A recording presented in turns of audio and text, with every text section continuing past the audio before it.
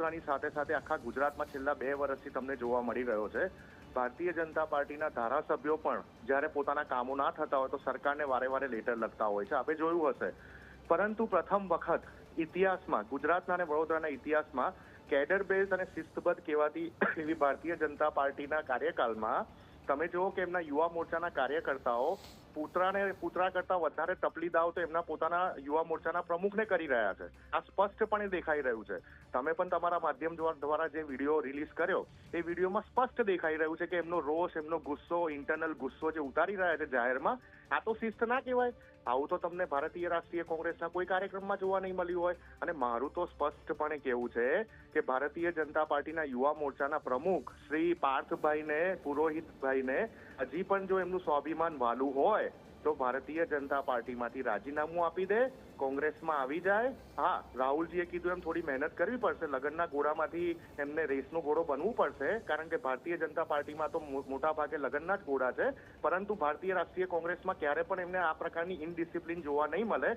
અમારી પાર્ટીમાં આવી જાય, રાજીનામું આપી દે, એમનું સ્વાભિમાન જળવાઈ રહેશે. કારણ કે જે રીતે ગઈકાલથી લઈને આજ સુધી વડોદરા અને આખા ગુજરાતમાં માનનીય પાર્થભાઈ જે રીતે ટ્રોલ થઈ રહ્યા છે એ સાબિત કરે છે કે ભારતીય જનતા પાર્ટીમાં કોઈ પણ પ્રકારનું અનુશાસન બચ્યું નથી. માત્ર ને માત્ર સત્તા હાસિલ કરવી, સત્તા કબજે કરવી, કોઈ નિગમના ચેરમેન બનવું, મંત્રી પદ લેવું અને કોર્પોરેશનમાં ચૂંટણીઓ લડવી, આના સિવાય ભારતીય જનતા પાર્ટીનો ધ્યેય રહ્યો નથી. કોંગ્રેસના નેતાઓનો વિરોધ કરતા કરતા પોતાનો જ વિરોધ થઈ ગયો અને પોતાના ઉપર ટપલીદાવ થઈ ગયો હોય તો આ વાત એમની માટે સ્વાભિમાનની વાત છે. મારું સ્પષ્ટપણે માનવું છે કે સ્વાભિમાન દુભાયું હોય તો રાજીનામું આપી દે, પરંતુ મને વિશ્વાસ છે કે નહીં આપી શકે. કારણ કે ભારતીય જનતા પાર્ટીમાં જે રીતે ઇન્ટરનલ તાનાશાહી ચાલે છે, લોકશાહી નથી ચાલતી. એમના કાર્યકર્તાઓ, એમના નેતાઓ ભારતીય જનતા પાર્ટી છોડી નથી શકતા, કારણ કે એમની પાસે રસ્તો નથી હોતો. છોડે છે તો કોંગ્રેસ કરતા વધારે, વિરોધ પક્ષ કરતા વધારે તો ઈડી, સીબીઆઈનો એમના ઉપર ઉપયોગ થતો હોય છે. એ આપણે જોયેલું છે, ભલીભીતી જોયેલું છે.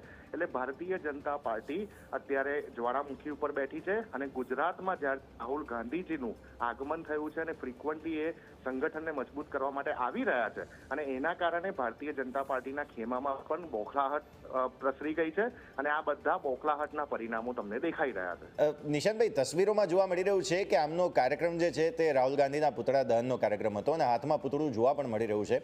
એટલે એવું થયું છે કે પૂતળાને મારતા મારતા પ્રમુખને મારી દીધું. એટલે આમાં એક કાંકરે બે પક્ષી ઘણા કાર્યકર્તાઓએ કદાચ માર્યા હોય તેવા પ્રકારની પરિસ્થિતિનું નિર્માણ થયું છે. તસવીરો તો એવી જ જોવા મળી રહી છે. નિશાંતભાઈ, જો મારી માટે તો સ્પષ્ટપણે વાત છે કે એ લોકો પૂતળાને મારતા હતા કે પછી એમના પ્રમુખને મારતા હતા. પરંતુ જે રીતે એક નાગરિક તરીકે હું આ વિડીયો વારે વારે જોઈ રહ્યો છું ગઈકાલનો, મેં પણ આ વિડીયો લગભગ 50 વખત જોયો હશે. પૂતળું કેટલા ડિસ્ટન્સ ઉપર હતું આપ પણ જોઈ શકો છો અને ભાઈ માથું કેટલા ડિસ્ટન્સ ઉપર હતું એ પણ આપ જોઈ શકો છો. એટલે એમના જ યુવા મોરચાના કાર્યકર્તાઓ એમના જ પ્રમુખનું આવી રીતે જાહેરમાં અપમાન કરી નાખે. હશે કોઈ વાતનો ગુસ્સો હશે, સંગઠનને લઈને કોઈ વાતનો ગુસ્સો હશે કે અથવા તો તાનાશાહીને લઈને કોઈ વાતનો ગુસ્સો હશે. રોષ એમને જાહેરમાં ઠલવ્યો અને એ પણ આ જે ઘટના થઈ છે એ એકાંતમાં તો થઈ નથી. 4 રસ્તા ઉપર જ્યાં કોંગ્રેસનું કાર્યાલય આવી રહ્યું છે એ જ રૂટ ઉપર તમામ પ્રકારના મીડિયાની હાજરીમાં થયેલી આ ઘટના છે. એટલે સ્પષ્ટપણે દેખાઈ રહ્યું છે કે કેડર બેઝ પાર્ટી માત્ર ને માત્ર પેપર ઉપર લખવા માટે રહી ગઈ છે.